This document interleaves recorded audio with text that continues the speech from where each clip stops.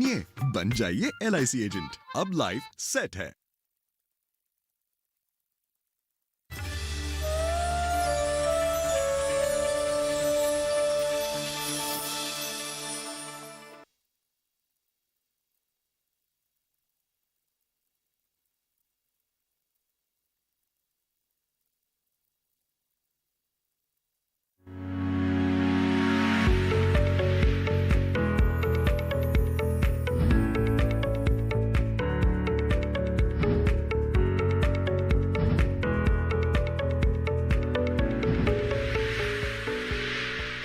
नमस्कार, आप देख रहे हैं दूरदर्शन किसान। स्वागत है आप सभी का हमारे लाइव फोन कार्यक्रम हेलो किसान में। मैं हूं आपके साथ ज्योत्सना टंडन। हेलो किसान एक ऐसा कार्यक्रम है जिसमें हम खेती किसानी और पशुपालन से संबंधित विषय आपके लिए लेकर आते हैं। आज गुरुवार का दिन है और आज हम बात करेंगे पशुओं से संबंधित। तो आइए आपको बता देते हैं कि हमारे आज के कार्यक्रम का क्या विषय रहने वाला है। आज हम बात करेंगे पशुओं में बीमारी एवं रोकथाम, और साथ ही बात होगी पशुओं में प्रजनन संबंधी रोग एवं अन्य रोग। इन दोनों ही विषयों से संबंधित कोई भी जानकारी लेना चाहते हैं तो बेहिचक हमें फोन कीजिए हमारे टोल फ्री नंबर्स पर 1800113060 या 1800113061। ये दोनों ही हमारे नंबर्स हैं। जब भी आप फोन करेंगे आपका कोई भी पैसा नहीं लगेगा, कोई भी शुल्क नहीं लगेगा। बस आप सभी से एक छोटा सा निवेदन, अपने टीवी की आवाज को बिल्कुल मध्यम, बिल्कुल बंद रखिएगा, जिस दौरान आप अपना प्रश्न जो है वो विशेषज्ञों से पूछें। आइए अब आपका परिचय करवा देते हैं हमारे स्टूडियो में मौजूद विशेषज्ञों से। हमें पशुओं में बीमारी एवं रोकथाम के बारे में ज्यादा जानकारी देंगे डॉक्टर RN शर्मा जी। नमस्कार जी। और इसके साथ ही पशुओं में प्रजनन संबंधी रोग और अन्य रोगों के बारे में हमें जानकारी देने वाले हैं डॉक्टर राम कुमार जी। नमस्कार जी। आप दोनों का ही बहुत बहुत स्वागत है हमारे स्टूडियो में। तो अगर आपके मन में कोई भी प्रश्न है, कुछ भी पूछना चाहते हैं आपके पशुओं से संबंधित, तो आप हमें फोन कर सकते हैं। तो आइए कार्यक्रम की शुरुआत करते हैं और सबसे पहले रुक करते हैं डॉक्टर शर्मा का। डॉक्टर शर्मा, क्योंकि मौसम अब जो है वो बदल रहा है, अब धीरे धीरे सर्दी जो है वो लगभग खत्म हो चुकी है, गर्मियों की शुरुआत हो चुकी है। तो ऐसे बदलते मौसम में किस तरह से पशुओं का जो है वो रखरखाव करना चाहिए, खासतौर से अगर हम बात करें कि कौन कौन से ऐसे मुख्य रोग हैं जो गर्मी के मौसम में उन्हें हो सकते हैं? देखिए, जो पशु रोग है ये हमारे पशु को दो तरह से प्रभावित करता है। अगर हमारा स्वस्थ पशु किसी कारणवश बीमार हो जाता है तो उसका एक तो सबसे पहले दूध उत्पादन एकदम कम हो जाएगा और उसके स्वास्थ्य में भी गिरावट आ जाएगी और वो कमजोरी आ जाती है। तो ऐसे जो बदलता मौसम है, इस मौसम में हमारे जैसे मनुष्यों में उसी तरह पशुओं में भी जो शरीर की जो प्रतिरोधक क्षमता है वो थोड़ा सा कम हो जाती है जब मौसम बदलता है। तो ऐसे मौसम में हमारे जो पशुपालक भाई हैं उनको चाहिए कि इस मौसम में विशेष रूप से अपने पशुओं का ध्यान रखें। जैसे अब सर्दी धीरे धीरे विदा हो रही है, फिर भी इतनी लापरवाही ना करें कि उनको एकदम बाहर निकाल दिया, क्योंकि रात के और दिन के जो तापक्रम है उसमें काफ़ी फर्क है। रात में काफ़ी सर्दी हो जाती है, तो अभी भी अपने पशुओं को अंदर रखें, शेड के अंदर रखें या ऐसी जगह रखें जहाँ पर छत हो, खुले में अभी ना रखें। और जैसे पानी का भी बात है, उनको बासी पानी ना पिलाएं, ताज़ा पानी पिलाएं और थोड़ा सा ध्यान रखें कि दिन के समय में उनको आरामदायक फील हो। अगर गर्मी लगती है, जैसे दिन में तापक्रम कई बार बढ़ जाता है, तो उन पशुओं को फिर छांव में रखें, पेड़ के नीचे रखें। तो जिस तरह मौसम में परिवर्तन हो रहा है उसी तरह से जिस तरह हम अपना ध्यान रखते हैं उसी तरह पशुओं का भी उसमें ख्याल रखना चाहिए। बिल्कुल। तो बदलते मौसम में जिस तरह से डॉक्टर शर्मा ने बहुत अच्छी बात कही, जैसे हम अपनी सेहत का ख्याल रखते हैं ठीक उसी प्रकार से हमें अपने पशुओं का भी रखरखाव करना चाहिए, क्योंकि पशु ही हमारा असली धन है और उनकी सेवा करना हमारा कर्तव्य है। तो जितने भी हमारे पशुपालक हैं, अगर आपके मन में कोई भी प्रश्न है, कुछ भी जानना चाहते हैं तो आप हमें फोन कर सकते हैं। लेकिन आइए पहले दिखाते हैं इसी विषय पर आधारित एक खास रिपोर्ट।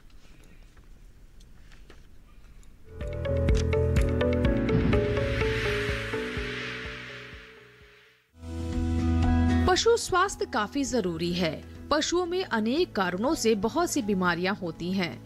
सूक्ष्म विषाणु, जीवाणु, फफूंदी, कुपोषण और शरीर के अंदर की मेटाबॉलिज्म क्रिया में विकार आदि इन रोगों के प्रमुख कारणों में शामिल हैं। इन बीमारियों में से कई बीमारियां जानलेवा हैं और कई बीमारियां पशु के दूध उत्पादन पर असर डालती हैं। कुछ बीमारियां एक पशु से दूसरे पशु को लग जाती हैं, जैसे मुंह व खुर की बीमारी और गलघोटू आदि। ऐसे में पशुपालक को प्रमुख बीमारियों के बारे में जानकारी होना जरूरी है, जिससे वो सही समय पर उचित कदम उठाकर पशुओं को स्वस्थ रख सकें।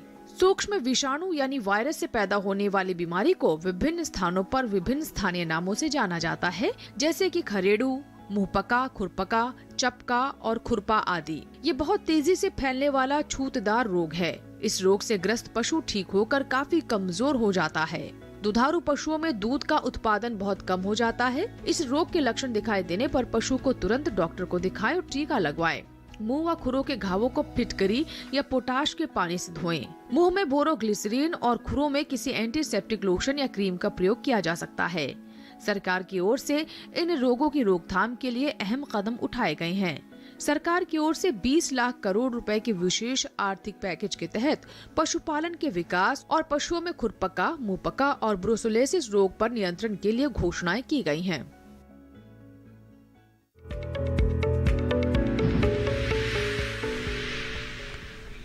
तो अभी आपने देखी ये विशेष रिपोर्ट। आइए कार्यक्रम में बढ़ते हैं आगे और अब रुक करते हैं डॉक्टर राम कुमार जी का। डॉक्टर राम कुमार जी, अब आपसे मैं ये जानना चाहूँगी कि क्योंकि पशुओं में अब देखा जा रहा है धीरे धीरे प्रजनन में उनको काफ़ी कई तरह की समस्याएं जो हैं वो आती हैं, तो किस तरह के प्रजनन संबंधी समस्याएं जो है वो पशुओं में आती हैं, बहुत संक्षेप में जानेंगे आपसे। देखिए, पशुओं में जो इनकम है वो दो बातों पर निर्भर करती है। एक, पशु जो है समय पर ब्याए, यानी गाय और भैंस में एक साल में कम से कम एक बच्चा अवश्य दें, और दूसरा पशु ब्याए वो ठीक ठाक तरह से ब्याए, ब्याने के समय उसको किसी भी बीमारी का सामना ना करना पड़े, किसी भी समस्या का सामना ना करना पड़े, क्योंकि ब्याने के समय अगर कोई बीमारी पशु को हो जाती है तो उसका दूध के उत्पादन पर बहुत ही असर पड़ता है। प्रजनन से संबंधित मुख्य बीमारी हैं पशु का समय पर गर्मी में ना आना, या पशु बार बार गर्मी में आएगा यानी गर्भधारण नहीं करेगा जी। दूसरा जो है पशु की बच्चादानी या बच्चादानी का कोई भी भाग अगर पशु गाभिन है तो शरीर से बाहर निकलेगा। ये भी एक प्रमुख बीमारी है। ब्याने के समय पशु जेर ना डाले, या उसका जो है बच्चादानी की सोजिश, या ब्याने के बाद पशु की योनि से खून बहे, या जो है कोई मैला पदार्थ, तरल पदार्थ पशु की योनि से बाहर निकले, या पशु की बच्चादानी लपेटा खा जाए यानी कि टॉर्शन हो जाए। ये प्रमुख बीमारी हैं जो प्रजनन से संबंधित हैं और पशु के स्वास्थ्य पर इनका बहुत बुरा प्रभाव पड़ता है, उत्पादन पर भी बुरा प्रभाव पड़ता है। बिल्कुल। तो अगर आपके मन में अपने पशु के प्रजनन संबंधी अगर कोई समस्या आपका पशु जो है वो इस वक्त सामना कर रहा है, या फिर अगर आप प्रजनन से संबंधित कोई भी जानकारी लेना चाहते हैं तो आप हमें फ़ोन कर सकते हैं। लेकिन आइए पहले दिखाते हैं आपको इसी पर आधारित एक विशेष रिपोर्ट।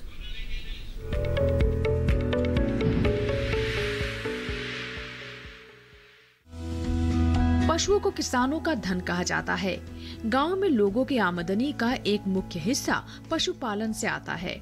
ऐसे में किसानों और पशुपालकों के लिए पशुओं की उचित देखभाल करना काफी जरूरी होता है, क्योंकि अगर हमारे पशु स्वस्थ रहेंगे तभी तो पशुपालकों की आमदनी बढ़ेगी।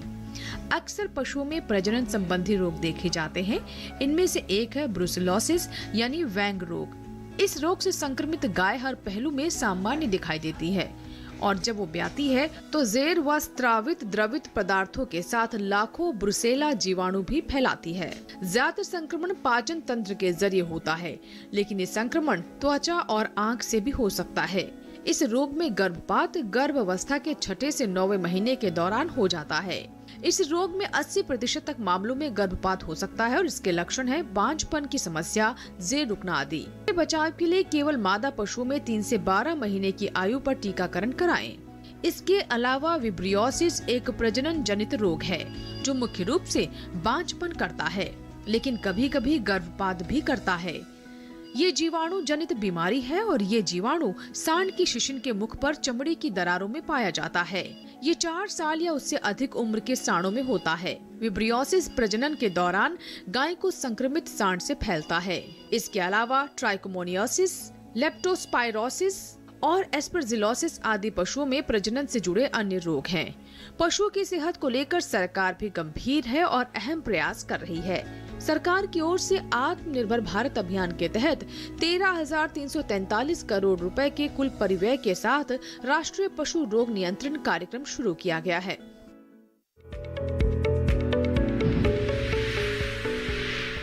तो अभी आपने देखी एक खास रिपोर्ट। आइए आपको एक बार फिर से बता दें, आज हम बात कर रहे हैं पशुओं में बीमारी एवं रोकथाम के बारे में, और साथ ही प्रजनन के समय कौन कौन सी समस्याएं या कौन कौन से रोग और या फिर बीमारियां हमारे पशुओं को हो सकती हैं इनके बारे में, और कैसे आपने इनका समाधान करना है। अगर आपके मन में इसके दोनों विषयों के संबंध में कोई भी प्रश्न है तो बेहिचक हमें फ़ोन कीजिए टोल फ्री नंबर्स पर 1800-113060 और 61। ये दोनों ही हमारे नंबर हैं। केवल आपने इतना करना है, अपने टीवी की आवाज़ को बिल्कुल बंद रखना है जिस दौरान आप हमारे विशेषज्ञों से अपना प्रश्न पूछें। डॉक्टर शर्मा, अब आपसे मैं ये जानना चाहूंगी कि कई तरह के मुख्य रोग जो हैं वो हमारे पशुओं में हो सकते हैं, तो कौन कौन से ऐसे रोग हैं और किस तरीके से उन रोगों की पहचान की जा सकती है? हाँ, देखिए, हमारे पशुओं में 2 प्रकार से मुख्यतः रोग लगते हैं। एक संक्रामक रोग होते हैं और एक असंक्रामक। जो संक्रामक रोग कहते हैं, जैसे छूत के रोग बोलते हैं उनको, तो ये जो रोग हैं ये एक पशु से दूसरे पशु में बहुत तेज़ी से फैलते हैं और हम बहुत सारे जो संख्या में हमारे पशु इससे ग्रसित होते हैं और इससे नुकसान भी बहुत होता है। तो ऐसे जो रोगों में जो प्रमुखता है वो मुंह पका खुरपका रोग है, और उसी तरह से ये गाय भैंस दोनों के अंदर किसी भी समय हो सकता है। और दूसरा उसी तरह से रोग है गलघोंटू का रोग, जो प्रमुखतः हमारी जो भैंस हैं और जो बड़ी कटिया होती हैं उनमें इस रोग को पाया जाता है। इसी तरह से संक्रामक रोग की बात करें तो चेचक भी कई बार हमारे पशुओं में हो जाती है जी। और उसमें चेचक के अंदर क्या है कि जो थन है या उसका अयन है उसके ऊपर दाने हो जाते हैं, सफ़ेद सफ़ेद तरह के दाने हो जाते हैं, पशु को बुखार हो जाता है और पशु का उसमें दूध उत्पादन काफ़ी कम हो जाता है। उसी तरह से जैसे आपने बताया एक ब्रुसेलोसिस बीमारी है जो संक्रामक गर्भपात है, ये भी एक प्रकार का संक्रामक रोग है। और ये भी जो भी उसके जो मरा हुआ बच्चा है या जो द्रव निकलता है बच्चेदानी से, उसकी फैलने से भी अन्य पशुओं में भी ये बीमारी लगती है। तो ये रोग तो प्रमुखतः हमारे जो संक्रामक रोग हैं ये होते हैं। बिल्कुल। अभी मैं आपको यहीं पे माफ कीजिएगा रोकना चाहूंगी। एक कॉलर हमारे साथ जुड़ चुके हैं फोन लाइन पर, बाबूलाल जी। पहले उनका कार्यक्रम में सवाल शामिल करते हैं। हेलो जी, नमस्ते मैम। बाबूलाल जी, आपका बहुत बहुत स्वागत है कार्यक्रम में। अपना सवाल पूछिए, क्या जानना चाहते हैं आप? जी नमस्ते मैम, मुझे हेलो किसान कार्यक्रम बहुत अच्छा लगता है मैम, रोजाना देखता हूँ मैं। बहुत बहुत शुक्रिया, बहुत बहुत शुक्रिया। हम उम्मीद करते हैं कि आपकी कोई भी अगर किसी भी तरीके की खेती या फिर पशुओं से संबंधित कोई भी समस्या है तो हम वहाँ पर आपका समाधान कर पा रहे हैं और आप संतुष्ट होंगे। बिल्कुल मैम, मुझे बहुत पसंद है ये कार्यक्रम मैम और मैं रोजाना देखता हूँ मैम इसको। बहुत बहुत शुक्रिया बाबूलाल जी। मैम कि मैं पिछले 4-5 सालों से वो डेयरी फार्म भी कर रहा हूँ और जैविक खेती भी कर रहा हूँ मैम जी। तो मैम मेरे पास 20 पशु है, संकर और देसी नस्ल के मिक्स है मैम। तो मैम गर्मियों में पशु क्या कि वो दूध कम कर देते हैं मैम। तो मेरे पास शेड की व्यवस्था भी नहीं है मैम, तो मैं शेड बनाना चाह रहा हूँ मैम। ठीक है। तो शेड के लिए तो कैसी व्यवस्था होनी चाहिए मैम? और अगर शेड में ही रखें पशुओं को गर्मियों में इधर उधर मतलब दूसरी जगह जो बांधते हैं पशु, अभी तो फिलहाल 2-3 जगह हम पशु को दिन में फोड़ते हैं, मतलब एक जगह नहीं रखते हैं। ठीक है। तो शेड बनाऊंगा मैम, तो शेड में क्या एक जगह रखने से पशु कोई दिक्कत नहीं महसूस करेगा मैम। और एक साथ में शेड के लिए मैम 4-5 लाख रुपए लगेंगे मैम, तो वो कोई ऐसी व्यवस्था है सरकार की तरफ से कि मुझे कुछ सहायता मिल सके मैम? क्योंकि इकट्ठा 4-5 लाख रुपए देना मेरे लिए थोड़ा मुश्किल है।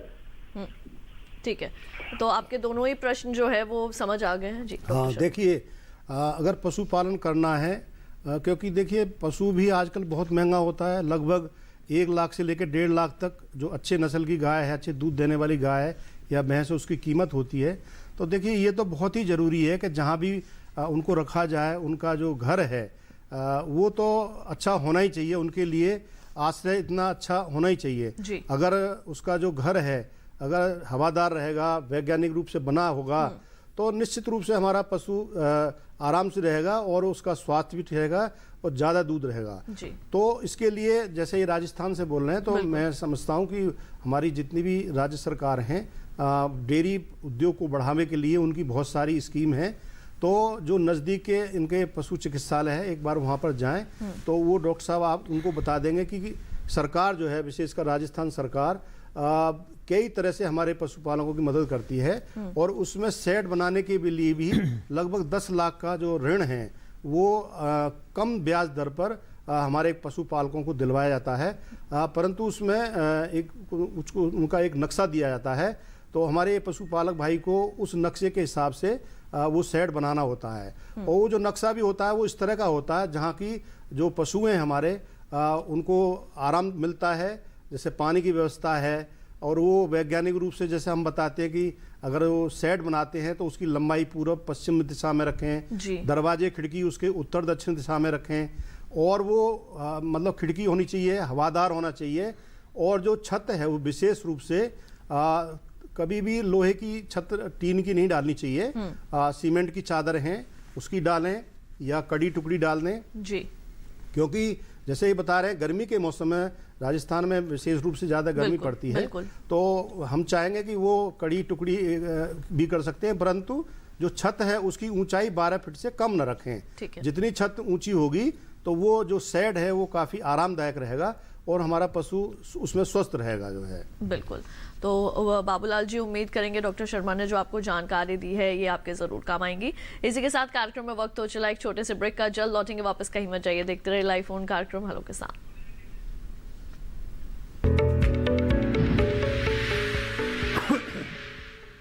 अरे भाई सुना नहीं क्या, केसीसी ने किसानों का जिंदगी बदल दिया है।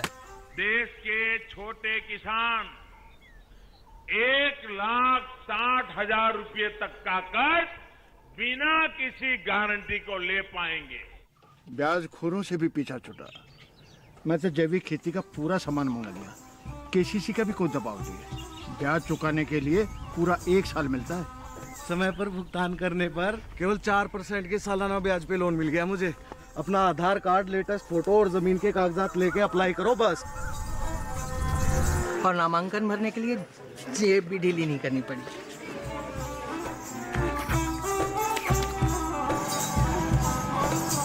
चाचा, उधार चुकाने के 24 घंटे के बाद उतने ही पैसे वापस निकाल सकते हैं।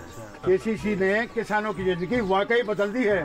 तो आप भी किसान क्रेडिट कार्ड अपनाएं और सहजता से ऋण पाएं।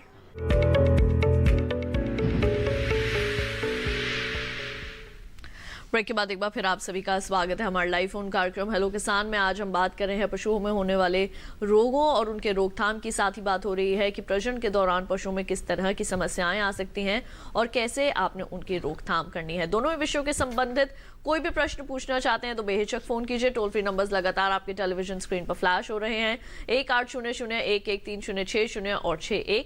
जब भी फोन करें अपने टीवी की आवाज को बिल्कुल बंद रखें और उसी दौरान आप अपना प्रश्न जो है हमारे विशेषज्ञों से पूछ सकते हैं। इससे आपका प्रश्न साफ आवाज में विशेषज्ञों तक सुनाई दे पाएगा और आपकी समस्या का समाधान कर पाएंगे। हमारे साथ अनीश पंजारी जी जुड़ चुके हैं महाराष्ट्र से। आइए कार्यक्रम में उनका सवाल शामिल करें। हेलो सर, आपका बहुत बहुत स्वागत है अनीश जी कार्यक्रम में। अपना प्रश्न पूछिए। हाँ मैडम, मैं ये पूछना चाहता हूँ कि गाय भैंस के लिए लोन नहीं मिलता है क्या किसानों को? अगर आप पशु खरीदना चाहते हैं तो आप ऋण के संबंध में जानकारी लेना चाहते हैं? हाँ। ठीक है, महाराष्ट्र में धुले से बोल रहे हैं आप? हाँ, धुले से, तालुका साकरी जी। देखिए, जो महाराष्ट्र है, जो लोन की जो कुछ शर्तें होती हैं, अगर 2 तरह से ऋण मिलता है। एक तो ऋण जो है सरकार के द्वारा मिलता है, तो उसके अंदर एक लिमिट होती है कि आप 2 पशुओं का, 5 पशुओं का या 2 पशुओं का आपने कितना रखना है, तो उसकी एक तरह से प्रोजेक्ट रिपोर्ट बनाती है। तो हमारी जो सरकार है, महाराष्ट्र सरकार, मैं चाहूँगा कि जो वहाँ के नज़दीक के आपके पशु चिकित्सा अधिकारी हैं, आप उनसे मिलें, उनसे पूछें किस तरह की उसमें सुविधा है, और उसके अंदर जो सब्सिडी भी मिलती है। कुछ पैसा उसका सरकार देती है और कुछ जो है जो आपको देना पड़ेगा। दूसरा तरीका ये है, अगर उसमें कोई अड़चन है तो उसमें आप सीधा बैंक से भी जाकर आप जा सकते हैं। और हमारे कई तरह के बैंक जो हैं उनको भी हिदायत दी हुई है कि जो भी हमारे किसान हैं उनको ये व्यवसाय है इसके लिए वो ऋण प्रदान करें, परंतु आपको उनकी शर्तों का पालन उसमें करना पड़ेगा। जैसे कहीं से पशु खरीदेंगे तो डॉक्टर से उसका सर्टिफिकेट बनाना पड़ता है, हेल्थ सर्टिफिकेट बनाना पड़ता है, उसका बीमा भी कराया जाता है और उसकी आपको सारी शर्तें बताई जाएंगी। तो मैं मेरा यही कहना है कि आप वहाँ के पशु चिकित्सा अधिकारी से मिलें या जो आपका कोऑपरेटिव बैंक हो वहाँ पर आप संपर्क करें। तो ऐसा कुछ भी नहीं है मेरे ख्याल में, पूरे हमारे देश के अंदर हर राज्य जो है इस गौ विकास को और पशुधन को बढ़ावा देने के लिए ऋण उसमें दिलवा रही है। बिल्कुल। अगले कॉलर हमारे साथ विजेंद्र शर्मा जी अलीगढ़ उत्तर प्रदेश से मौजूद है फोन लाइन पर। कार्यक्रम में उनका सवाल भी शामिल करते हैं। हेलो जी, आपका बहुत बहुत स्वागत है कार्यक्रम में। अपना सवाल पूछिए, क्या जानना चाहते हैं विजेंद्र जी? मैडम जी नमस्कार। नमस्कार सर। मैडम जी मैं ये जानकारी करता हूँ, मैं काफी रकम की भैंस की क्लास की रखता हूँ और उनका जो प्रेजन जो सीमन चलता है और बस एक बार भैंस आखिरी की नहीं भैंस देती है। जी मैं चाहूंगी आप अपना प्रश्न एक बार फिर से दोहराएं। जैसे भैंसियों में जब प्रजनन की वो होती है, आखिरी होने का टाइम होता है, तो एक बार में धन नहीं रहती है, 2-2 4-4 8-8 बार सीमन डलवाया जाता है। अच्छा ठीक है, एक बार में नहीं रोक पाती है, 7-8 बार सीमन जो है वो डलवाया जाता है। नहीं दी जाती है वो। ठीक है, क्या कारण हो सकता है इसके पीछे? बिल्कुल, डॉक्टर राम कुमार जी क्या बताएंगे? हाँ देखिए, पशुओं में बार बार नई करवाना एक बहुत बड़ी समस्या है और इसका मुख्य कारण जो है बच्चादानी में सोजिश या प्रजनन से संबंधित हार्मोन्स का इम्बैलेंस ये होता है। अगर बच्चादानी में सोजिश है तो पशु नई होने के टाइम पे जो तरल पदार्थ डालता है योनि से उसको आप जो है ध्यान से देखें। अगर वो पानी जैसा साफ़ है तो इसका मतलब इन्फेक्शन नहीं है। अगर वह सफ़ेद है या और किसी कलर का है तो इसका मतलब बच्चादानी में इन्फेक्शन है, तो उसका इलाज करवाना ज़रूरी है। आप पशु चिकित्सक से जांच करवाकर उसका इलाज करवाएं। और दूसरा कारण है हार्मोनल इम्बैलेंस। जैसे पशु कई बार कई दिन तक गर्मी में रहता है या बहुत कुछ थोड़े समय तक गर्मी में रहता है, तो उसका कारण हार्मोनल इम्बैलेंस हो सकता है। तो आप पशु को पशु चिकित्सक के पास ले जाकर पहले उसकी जांच करवाएं और फिर उसकी बीमारी के हिसाब से उसका इलाज करवाएं। बिल्कुल। डॉक्टर रामकुमार जी, मैं यहाँ पर एक सवाल आपसे और पूछना चाहूँगी कि जो हमारे पशु हैं उनकी जांच प्रजनन से पहले या फिर हम कहें कि जब वो गर्मी में आते हैं उससे पहले कब करवानी चाहिए, कि पहले से ही हमें पता हो कि पशु के अंदर किस तरीके की समस्या है और पहले से ही अगर उसके बारे में उसकी बीमारी का अगर इलाज कराना शुरू हो जाए तो ये सब समस्याएं देखने को ही ना मिले पशुपालकों को? देखिए, जब पशुपालक नई करवाने के लिए पशु को जो है हॉस्पिटल में लेके जाता है तो पशु चिकित्सक उसकी जांच करता है और जब वो पशु अंदर से बिल्कुल ठीक होता है, बच्चादानी ठीक होती है, तभी उसमें टीका लगाता है। ठीक है। और अगर कुछ बीमारी है तो वो पशुपालक को बता देता है और उसका जो है इलाज पशु चिकित्सक की सहायता से करवाइए। बिल्कुल। डॉक्टर शर्मा कुछ जोड़ना चाहेंगे आप? हाँ, मैं एक ये कहना चाहूँगा कि कई बार गर्भ धारण करने का एक कारण और होता है जो हमारे पशुपालक भाई कर देते हैं गलती। देखिए, जो कृत्रिम गर्भाधान है या जो प्राकृतिक गर्भाधान है इसका एक समय होता है। बिल्कुल। जैसे मान लो एक गाय है वो लगभग 24 घंटे तक रहती है, तो उसको जो उसका आखिरी 10 घंटे उस समय में गाय का गर्भाधान करवाएं। भैंस के अंदर जो गर्मी है वो थोड़ा सा कम समय में रहती है, तो ज़्यादातर हमारी भैंसें रात के समय में हीट में आती हैं, तो उनको दिन में 12-1 बजे तक 2 बजे तक उसका कृत्रिम गर्भाधान करवाना चाहिए। अगर हमारे पशुपालक भाई इस चीज़ का ध्यान नहीं रखते, जिस तरह पशु गर्मी में आया और शाम तक नहीं देखा, अगले दिन ले गए, तो उसमें भी उसको जो है गर्भाधान उसका सफलतापूर्वक नहीं हो पाता, गर्भ नहीं ठहरता।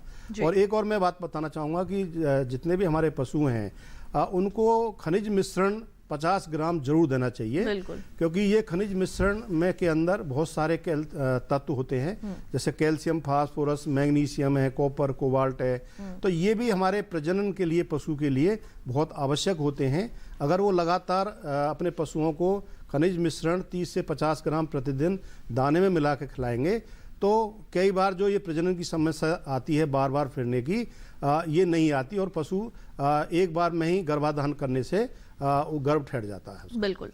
राम सागर जी हमारे साथ गोरखपुर से मौजूद है इस वक्त फोन लाइन पर, उनका सवाल भी शामिल करते हैं। हेलो। हेलो, आपका बहुत बहुत स्वागत है राम सागर जी, अपना प्रश्न पूछिए, क्या जानना चाहेंगे? जी, अपने टीवी की आवाज को बिल्कुल बंद कर दीजिए पहले, फिर आप अपना प्रश्न पूछिए। हेलो जी,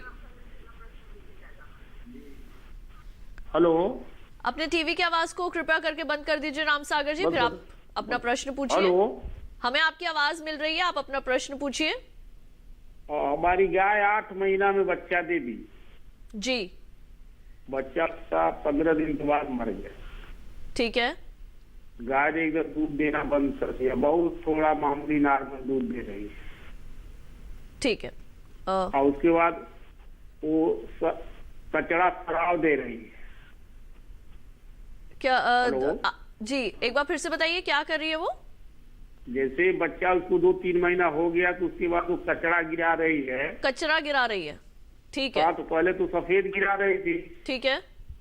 तो फिर डॉक्टर से सफाई वफाई कराए तो पानी दे रही है जी, बंद नहीं हो रहा है। और कभी हीट नहीं हो रही है पूरा, कभी थोड़ा बहुत हीट हो रही है, सीमन पड़ रहा तो रुक नहीं रही। ठीक है, ठीक है, बिल्कुल। डॉक्टर राम कुमार जी, देखिए, अगर गाय जो है मैला डाल रही है तो उसका आपको दोबारा इलाज करवाना चाहिए। उसकी बच्चादानी में इन्फेक्शन है और कम से कम 3 या 4 दिन बच्चादानी में दवाई रखवानी पड़ेगी और साथ में उसको जो है कैल्शियम दें ताकि वो जो है दूध देना शुरू कर दे। तब तक, जब तक उसका इन्फेक्शन है बच्चादानी में, तब तक वो दूध नहीं चलेगी।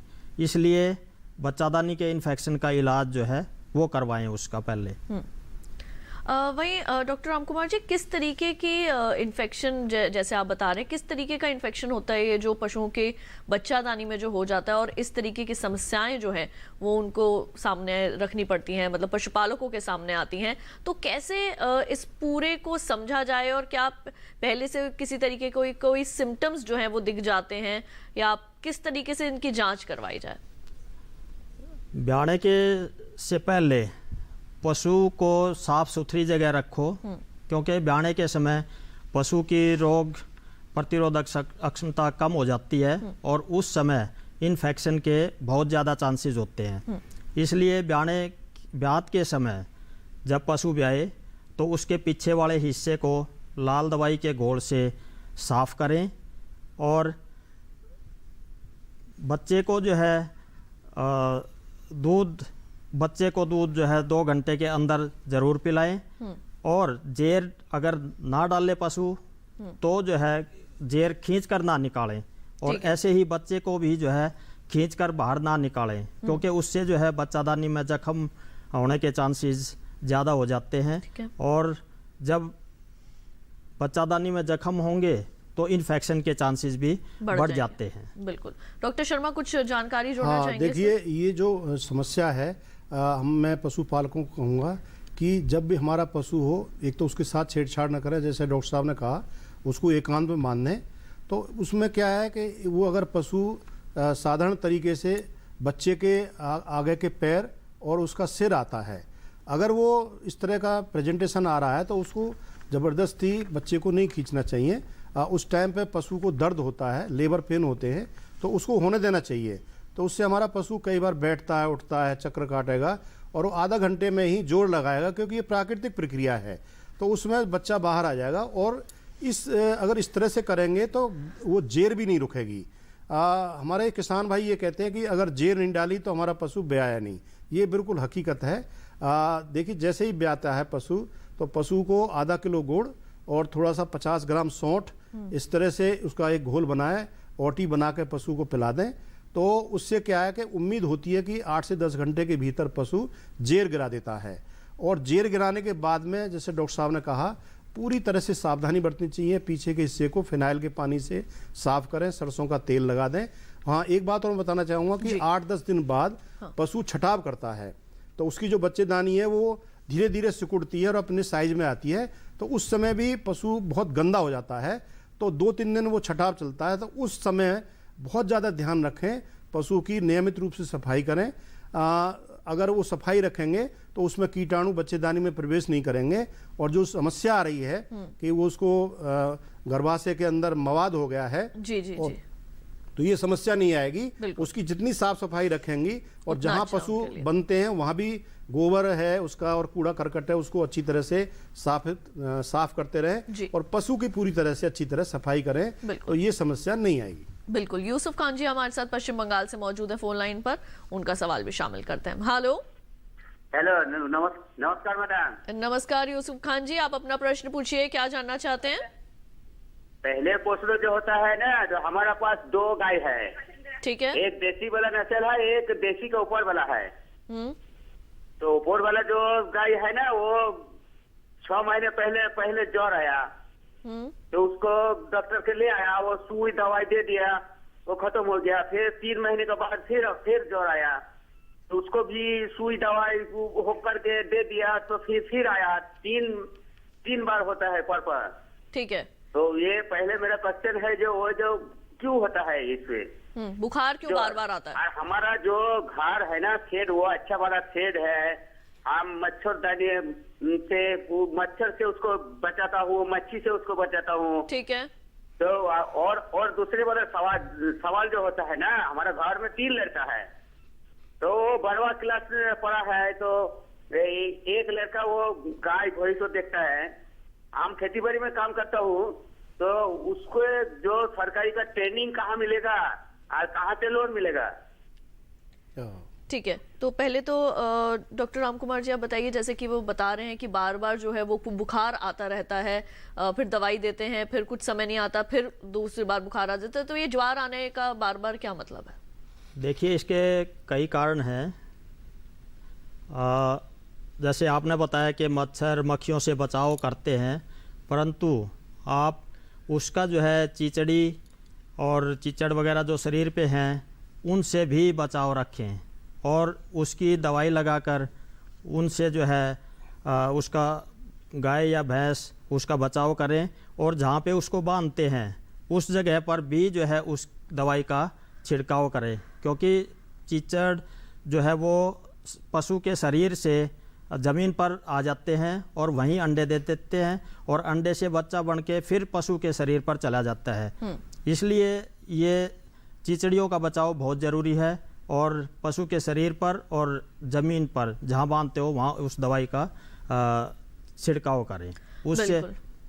जी डॉक्टर शर्मा, मैं चाहूँगी कि आप संक्षेप में कुछ जानकारी इसमें जोड़ दीजिए, क्योंकि हमारे पास ब्रेक का समय हो चुका है। हाँ, देखिए, जो बार बार बुखार आ रहा है, पहले ही तो मैं इन कहूँगा कि जब पशु को बुखार आता है, 101 इनका साधारण बुखार होता है, ठीक है, अगर 101 से ज़्यादा मिलता है तो मैं इनसे कहूँगा जब भी डॉक्टर को बुलाएं तो खाली 1 दिन में तकरीबन बुखार उतर जाता है, परंतु 2 दिन उसको दवाई और जरूर दिलवाएं। मुझे लगता है ये है कि इनका जो इलाज जब ये करवाते हैं तो वो पूरा नहीं हो पाता, तो पूरा एंटीबायोटिक या जो भी दवाई डॉक्टर साहब देते हैं तो उसका पूरा उसको इलाज कराएं। दूसरा, जैसे ही पशु का बुखार ठीक होता है तो जैसे मौसम है तो मौसम के हिसाब से भी पशु की देख रेख जरूरी है। अब जैसे कई बार ऐसा होता है बुखार उतर गया, फिर बहुत काफ़ी देर तक पशु को नहला दिया या उसको बाहर बांध दिया या उसको सर्दी लग गई, तो अगर इस तरह से बार बार होगा तो हम इनको चाहिए कि पशु का पूरा ख्याल रखें। जो उन्होंने आदमी रख रखा है उस पर पूरा विश्वास न करें और खुद भी उसकी देखभाल करें कि ये बार बार कैसा होता है और पूर्ण इलाज कराएं, तो ये बात समस्या नहीं आएगी। बिल्कुल। कार्यक्रम में वक्त हो चला एक और छोटे से ब्रेक का, जल्द लौटेंगे वापस, चर्चा को बढ़ाएंगे आगे। आप देखते रहिए दूरदर्शन के साथ।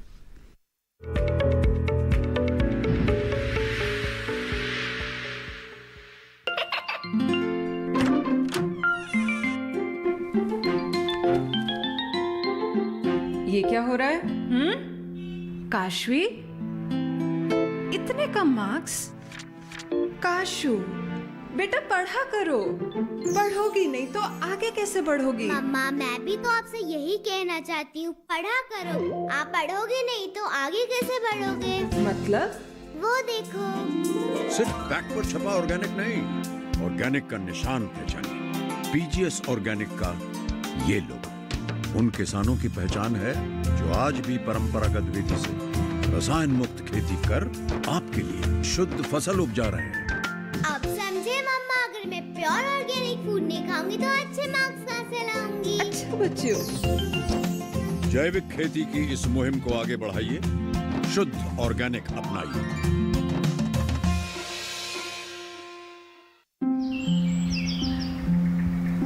अरे अरे अरे क्या कर रहा है? इधर इधर इधर, हम बोल रहे हैं तेरे बीजू का। पुतला बोल रहा है? हाँ, पक्षियों से तो हम खेत को बचा लेते हैं, पर इन घातक रसायनों से कैसे बचाएं? मतलब? देख बेटा, तू जो ये अंधाधुंध रसायन मिलाता है ना, मिट्टी की सेहत बिगड़ने लगी है। और जब माटी ही कमजोर पड़ जाएगी तो उपज कैसे सेहतमंद होगी? हाँ? अरे पहले ऐसा नहीं था। पूछना अपने बड़े बुजुर्गों से, कैसे फसल लहलहाती थी, शुद्धता झलकती थी। हाँ, माटी भी तंदुरुस्त और लोग भी। अरे पहली वाली बात कहाँ? पर अब तो सभी डाले हैं। सब नहीं, आज भी लाखों जागरूक किसान परंपरागत विधि से फसल उगा रहे हैं। खर्चा कम और उपज की कीमत भी बेहतर पा रहे हैं। ठीक है भाई, मैं भी आज से जैविक खेती शुरू करूंगा। माटी से प्रेम की परंपरा है परंपरागत खेती।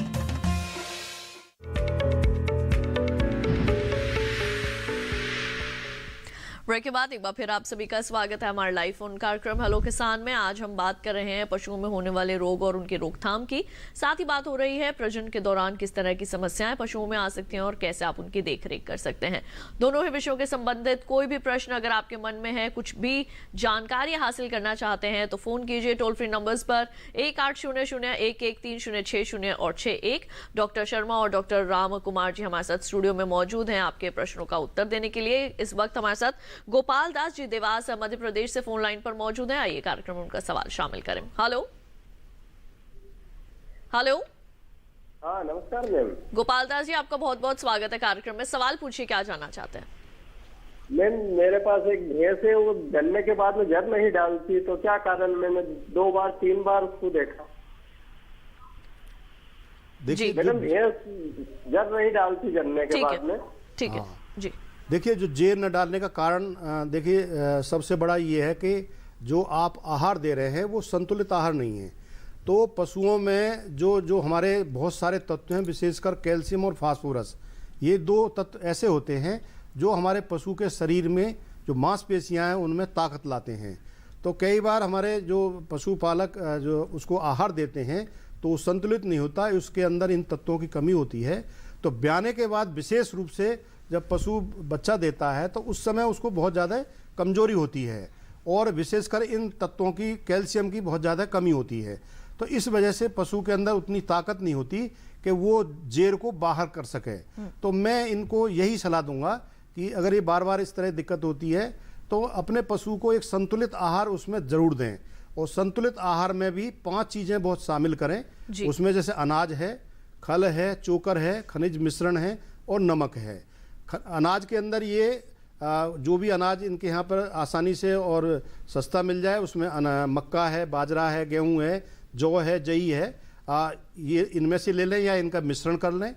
उसी तरह से जो खल है वो कोई भी खल जो उनको, चाहे सरसों की हो, बिनौले की हो, तिल की, जो भी खल है या 2 खलों को मिला के दें और एक चोकर दें। और उसकी जगह पे अगर मान लो चने का छिलका है या चूरी है, 20% उसको शामिल करें। और जो सबसे इम्पोर्टेंट ये है कि 2 किलो 1 क्विंटल के अंदर मिनरल मिक्सचर जरूर मिलाएं। और ये मिनरल मिक्सचर हमारे जितनी भी दवाई की दुकान है वो आसानी से मिलता है। तो 2 किलो जरूर मिलाएं और 1 किलो उसमें नमक मिलाएं। तो इस तरह से ये संतुलित आहार मिलता है। अगर इनकी गाय भैंस बहुत अच्छा दूध देने वाली है, बहुत अच्छी, तो उसको अतिरिक्त मात्रा में भी कैल्शियम की लिक्विड आता है। तो ब्याने से पहले 1-2 महीने पहले 1-2 बोतल डॉक्टर की सलाह से उसको जरूर पिलाएं। तो अगर पशु के अंदर ताकत होगी, कैल्शियम पूरी मात्रा में होगा, तो निश्चित रूप से पशु जो है जेर नहीं रोकेगा, जेर गिरा देगा। और जैसे हमने पहले ही बताया था कि ब्याने के समय में उससे पशु से बहुत ज़्यादा छेड़छाड़ न करें, उसको एकांत में बांध दें। अगर वो नॉर्मल उसका प्रेजेंटेशन है तो पशु आराम से वो बच्चा गिरा देगा और उसकी जेर भी बाहर आ जाएगी। बिल्कुल। डॉक्टर रामकुमार जी, आप क्या जोड़ेंगे? इसमें जो है, जैसे ब्याने के बाद अगर बच्चे को 2 घंटे के अंदर हम दूध निकालने के लिए छोड़ दें तो उससे भी जो है शरीर में ऑक्सीटोसिन हार्मोन है वो रिलीज होता है, वो बनता है और वो जो है जेर डालने में मदद करता है।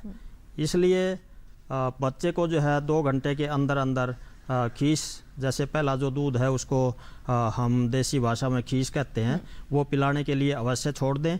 दूसरा, अगर पशु जेर ना डाले, जैसे आपने बताया कि 2-3 बार जो है ऐसा उस पशु ने किया है, तो उसकी जांच एक बार जो है पशु चिकित्सक से ज़रूर करवा लें, क्योंकि हो सकता है उसमें किसी बीमारी, किसी उसका जो है इन्फेक्शन हो जी, तो उसका इलाज करवाएं फिर। बिल्कुल। हरी सिंह जी हमारे साथ कपूरथला पंजाब से फोन लाइन पर मौजूद हैं। हेलो, नमस्कार डॉक्टर साहब जी।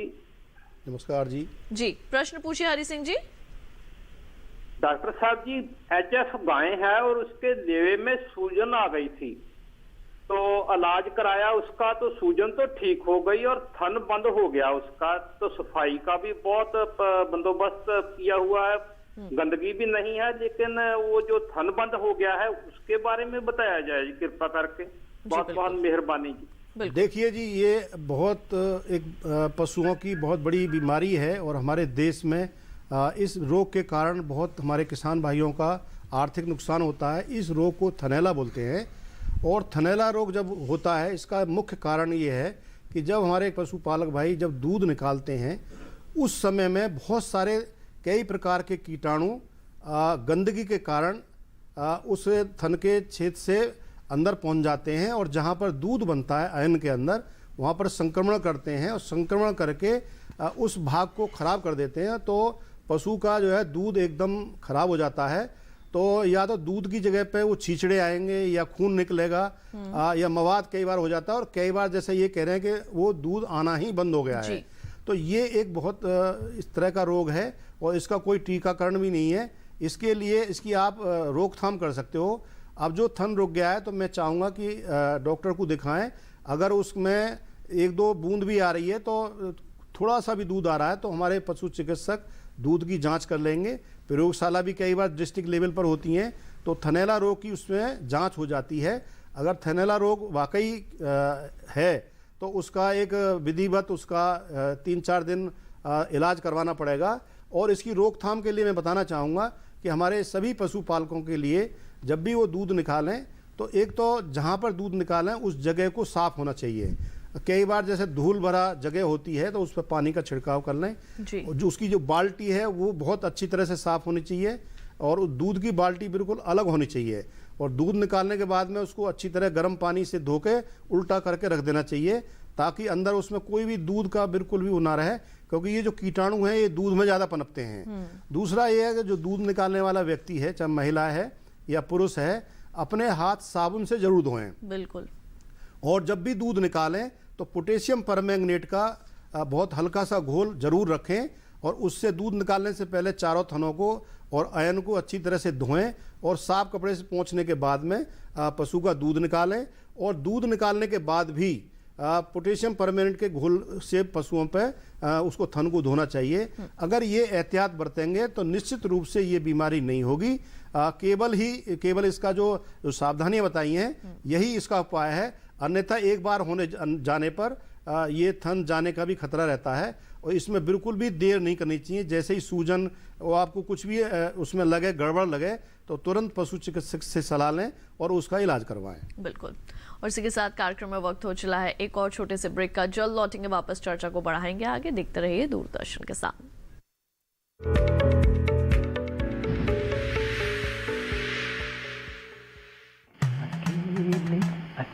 अरे वाह भैया, अकेले अकेले। अरे तू भी ले, पर खाएगा कैसे? मैं ऑर्गेनिक खेती की बात कर रहा रे बेटे। अकेले अकेले खेती कब तक करेगा? मतलब गांव में 20-25 किसानों का समूह बना के पंजीकरण करवा ले, फिर सरकारी ट्रेनिंग भी मिलेगी और मुफ्त जैविक बीज खाद भी। फिर बीजीएस ऑर्गेनिक की सरकारी मोहर के साथ तेरी उपज आकर्षक पैक में पहुंचेगी बड़े बाजार तक। अच्छा? हाँ, अरे भाई कहाँ चल दिया? सबको साथ लाने, आमदनी बढ़ाने। तो किसान भाई समझ गए ना? साथ मिलकर ऑर्गेनिक खेती कीजिए, अपनी परंपरा को आगे बढ़ाइए, ज्यादा मुनाफा कमाइए। माटी से प्रेम की परंपरा है, परंपरागत खेती।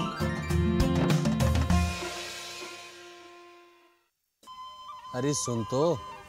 मुझे क्या सुनाना चाहते हो? जो सुनाओ मेरी सौतन को। किसको? अरे वही तुम्हारा मोबाइल फोन जिससे सुबह शाम दिन रात चिपके रहते थे और कहते थे किसान कॉल सेंटर से बातें हो रही हैं।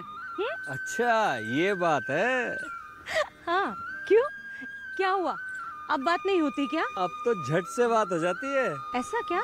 हाँ, अब तो ज्यादा लाइनें और खास तकनीक के कारण खेती के माहिरों से तुरंत बात हो जाती है। और अगर कभी लाइन व्यस्त हो तो अपनी समस्या फोन पर रिकॉर्ड करा दो, वहाँ से फोन आ जाता है और समस्या की हल का मैसेज भी आ जाता है। ये देखो आ गया। अरे वाह, इसका मतलब इंतजार की घड़ी अब खत्म। हाँ। तभी मैं सोचूं कि आजकल मुझ पर इतना प्यार क्यों आ रहा है। कृषि संबंधी समस्याओं का अपनी भाषा में तुरंत हल पाने के लिए पूरे भारत में किसी भी फोन से हेल्पलाइन नंबर पर संपर्क करें। किसानों का दोस्त किसान कॉल सेंटर।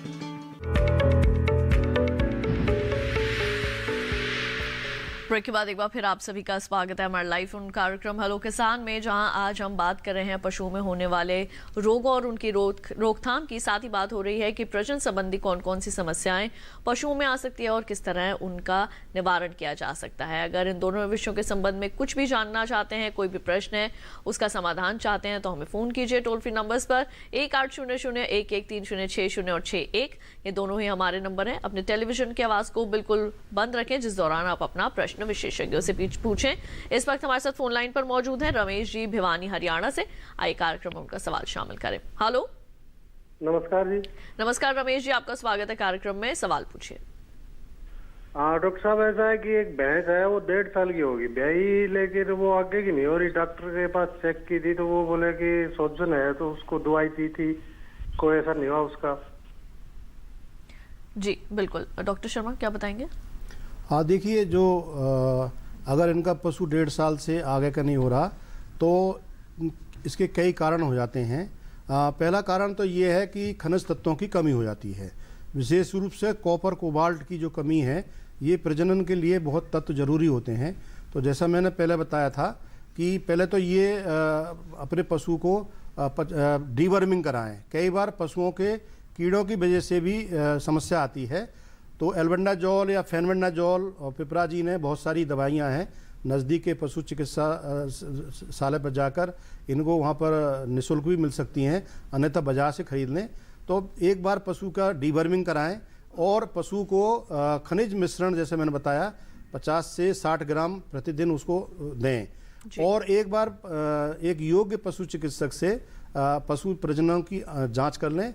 कई बार ये होता है कि पशु कई बार गर्मी में आता है और हमारे किसान भाई अगर उसका ध्यान नहीं देते तो जहां उसकी अंडेदानी होती है तो अंडे के चारों तरफ एक झिल्ली बन जाती है जिसको कार्पस लूटियम कहते हैं, और तो वो एक तरह का हार्मोन रिलीज करती है जो पशु को गर्मी में नहीं आने देता।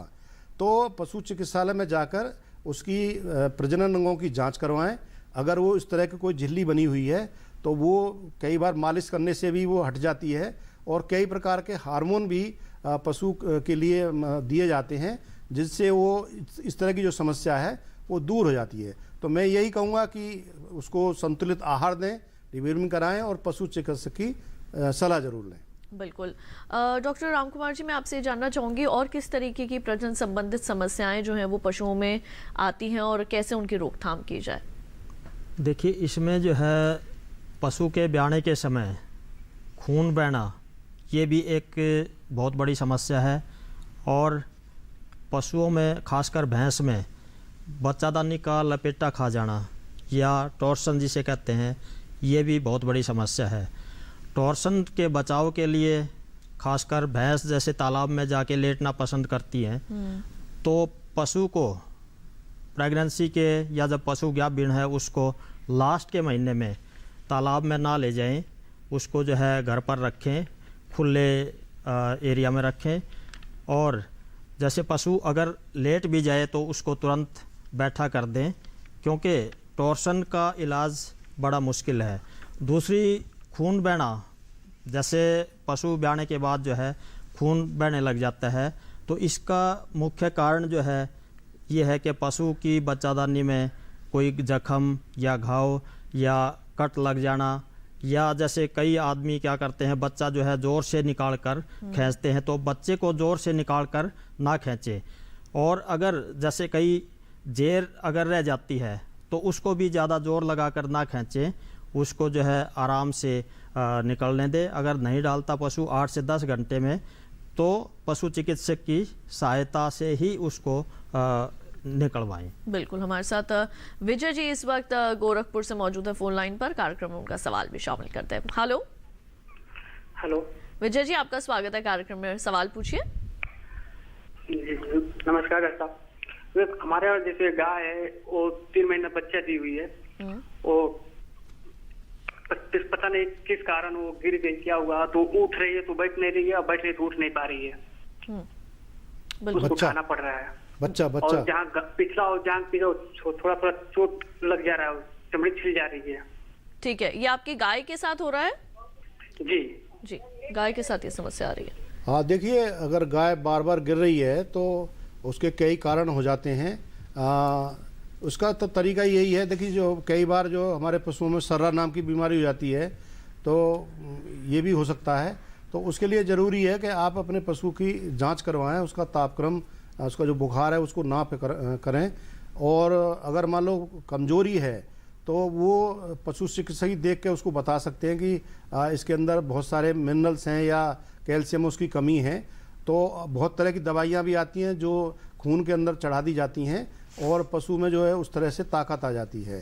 तो आगे से ना हो तो मैं सलाह ही दूंगा कि वो पशुओं को संतुलित आहार दें, हरा चारा जरूर दें, और जैसे मैंने बताया दाना दें, और समुचित मात्रा में पशु को आहार देना चाहिए, ताकि जो पशु को किसी भी तरह से कमजोरी नहीं है।